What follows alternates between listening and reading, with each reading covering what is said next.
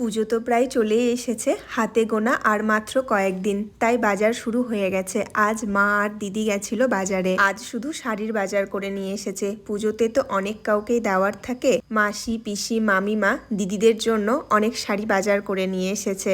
তাই ভাবলাম যে চলো তোমাদের সাথেও এই শাড়ির কালেকশনগুলো শেয়ার করা যাক। এটা মায়ের জন্য নিয়েছে।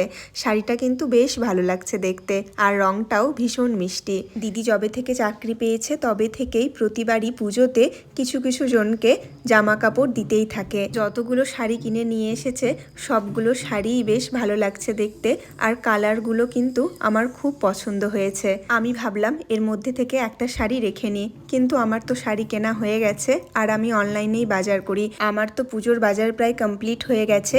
এই শাড়ির কালেকশনগুলো তোমাদের কেমন লাগলো অবশ্যই জানিও। আর হ্যাঁ, তোমাদের পুজোর বাজার কেমন চলছে এটা বলতে কিন্তু একদমই ভুলো না।